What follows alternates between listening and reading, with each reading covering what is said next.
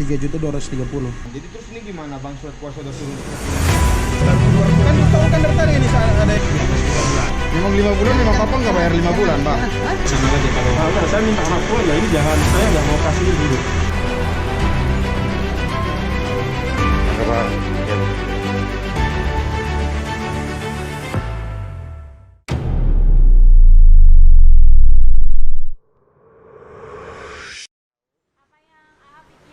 Pertama kali ketika mendengarkan debt collector. Kejam, biasanya orang timur. Kalau kayak kita kredit motor telat, kadang dijabel tengah jalan.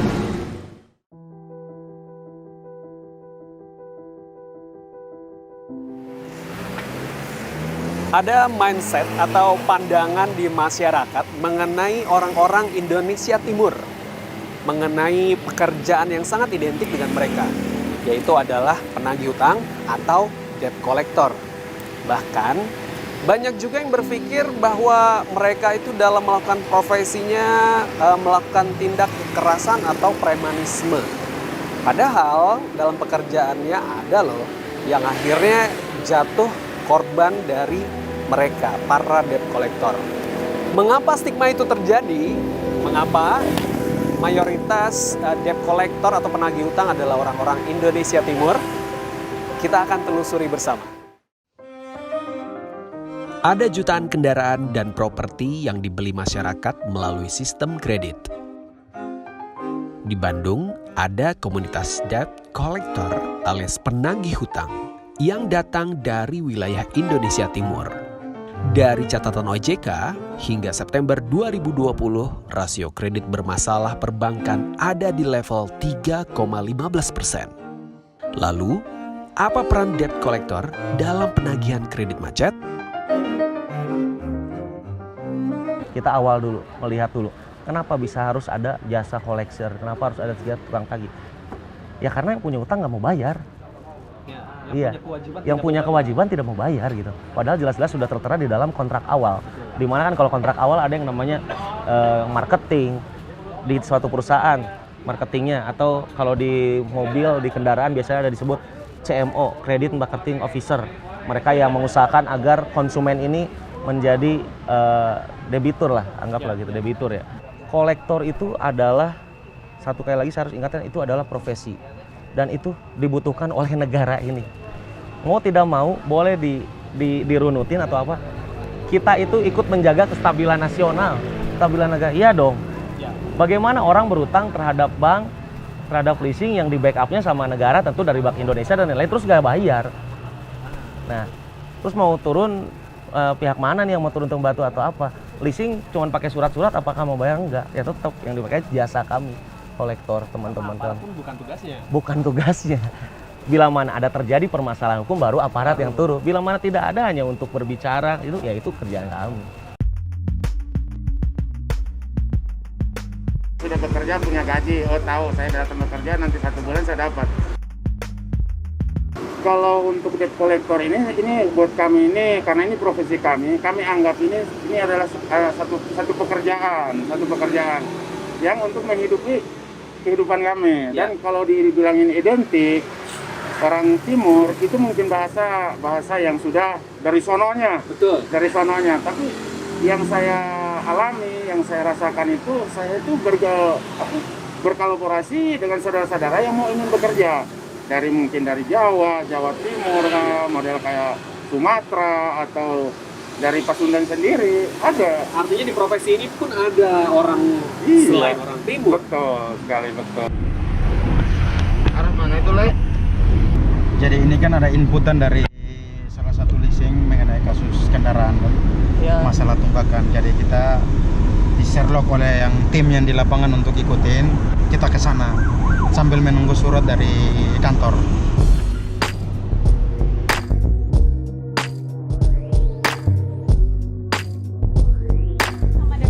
Enggak takut ya? Enggak, Ibu mah.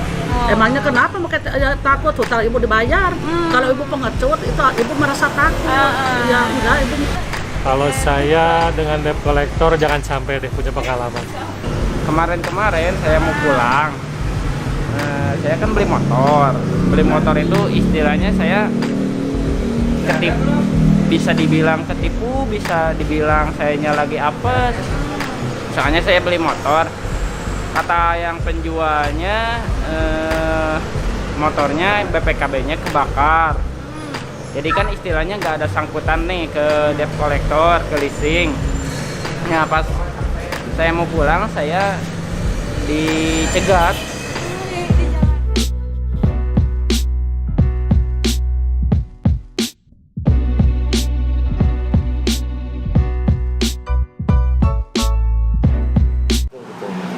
Bagaimana pendapat Abang mengenai stigma masyarakat, pandangan masyarakat tentang debt collector ini orang yang kasar ya?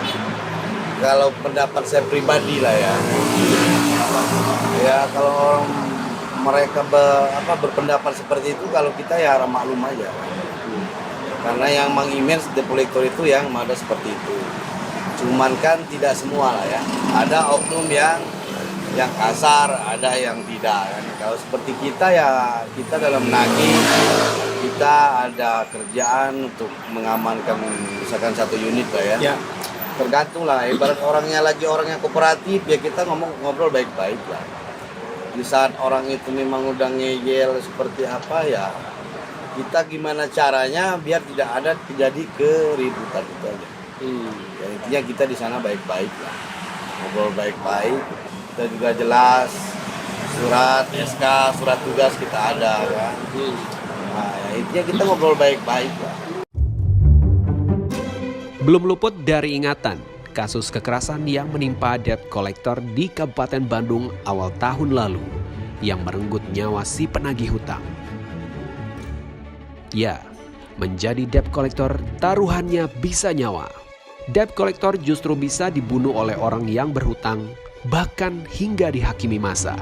Terhitung sejak 2011, ada 5 kasus peristiwa-peristiwa tentang debt collector yang tewas saat sedang menjalankan tugas. Di dalam penagihan itu memang terbagi beberapa kelompok dan beberapa pekerjaan. Misalkan ada kelompok penagihan yang khusus menangani kartu kredit. Ada yang memang khusus penagihan utang. Ada yang memang khusus spesialisnya di finance dalam hal penarikan kendaraan-kendaraan yang bermasalah. Ada juga penagihan utang pribadi ataupun perusahaan. Ada juga yang debt collector khusus untuk eksekusi lahan ataupun objek-objek yang bermasalah.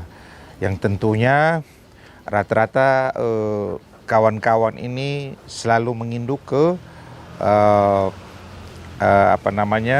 advokat, kantor hukum.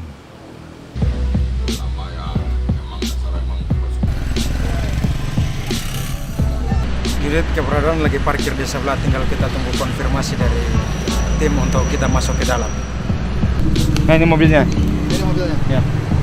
Berdasarkan data hingga Oktober 2020, Gubernur Jawa Barat Ridwan Kamil mencatat kredit macet di Jabar ada di angka 3,22%. Bahkan pada Mei tahun lalu, Kantor Regional 2 Jawa Barat, Otoritas Jasa Keuangan atau OJK menghitung ada 1,18 juta debitur di Jabar yang terdampak pandemi corona. Para debitur itu memiliki nominal outstanding pokok kredit sebesar 61,5 triliun rupiah. Waktu dulu itu kawan-kawan yang memang profesinya penagihan kebanyakan dilihat oleh masyarakat, maaf kata, hampir seperti preman. Datang memberikan suasana yang kurang bagus.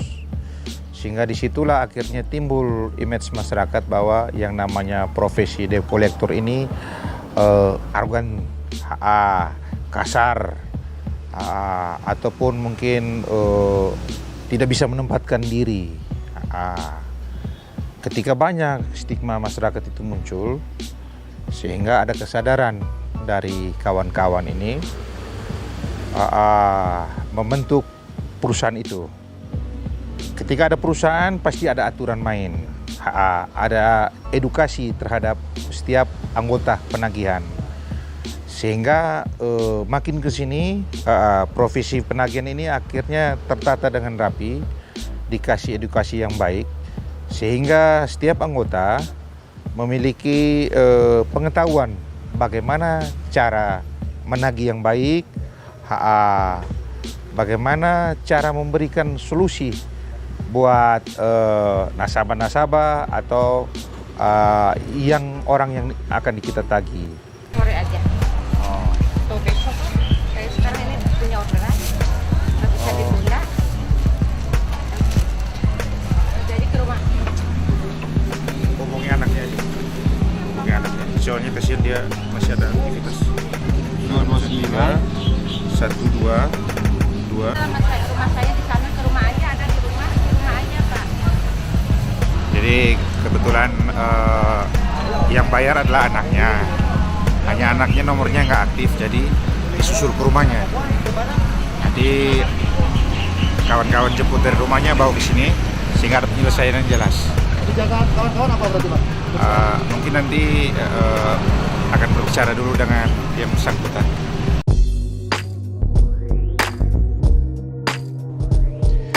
Sepatutnya orang yang berhutang lebih sadar diri karena ia sedang memiliki hajat yang harus segera diselesaikan. Dan orang yang menagih hutang tidak mengutamakan emosi saat menagih.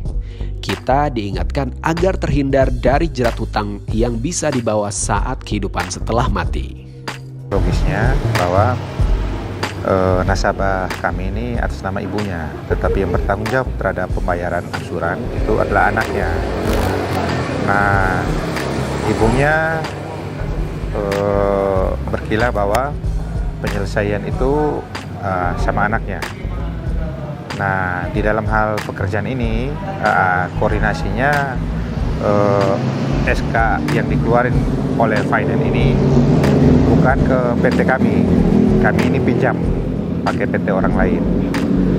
Sehingga saat pelaksanaan ini pun kami tidak terlalu punya banyak wewenang di situ karena dari PT yang lain ini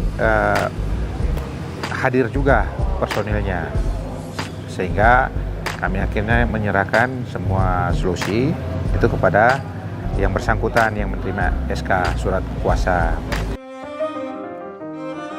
Pada intinya, semua pekerjaan memiliki resiko dan tanggung jawab yang diemban setiap individu. Takaran resiko setiap pekerjaan itu berbeda-beda. Mungkin bagi mereka pekerjaan itu menjadi pilihan mereka saat ini.